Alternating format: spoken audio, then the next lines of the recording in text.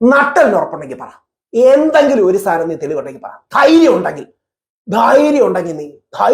പറ. നട്ടലിന് ഉറപ്പുണ്ടെങ്കിൽ പറ, കാണാം. അതായത് റിനിയോട് പറയാണ്, നീ ഞങ്ങ് ഞൊട്ടിക്കളയും. നീ ധൈര്യം ഉണ്ടെങ്കിൽ ഒന്ന് പറയടി.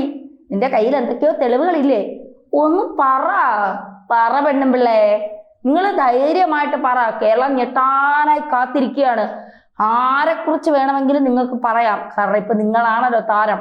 ഈ രാഹുൽ ഈശ്വരനെ പറയുന്നതായിട്ട് ഈ ശബരിമലയിലെ ഈ സ്വർണം ചെമ്പായത് മറക്കാൻ വേണ്ടിയാണ് നിങ്ങളിപ്പോ പുതിയ ഈ കിടുക്കാച്ചി ഡയലോഗ് ആയിട്ട് രംഗത്തെത്തിയത്. പക്ഷെ ഏറ്റില്ല, നിങ്ങൾ ആരും മൈൻഡ് ചെയ്തില്ല. അതാണ് യാഥാർത്ഥ്യം. ആ സത്യം ആദ്യം തിരിച്ചറി.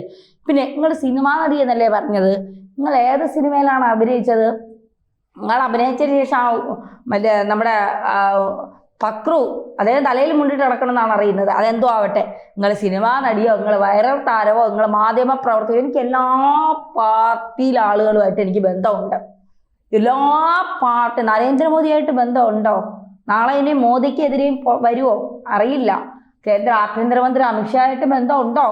ഇനി അമിത്ഷായുടെ വല്ല ചാറ്റിങ്ങും പൊക്കിക്കൊണ്ട് വരാൻ സാധ്യത ഉണ്ടോ അറിയില്ല. അതുകൊണ്ട് ചോദിക്കുക, കേന്ദ്ര പ്രതിരോധ മന്ത്രി അവിടെ ചെന്ന് കയറല്ലേ.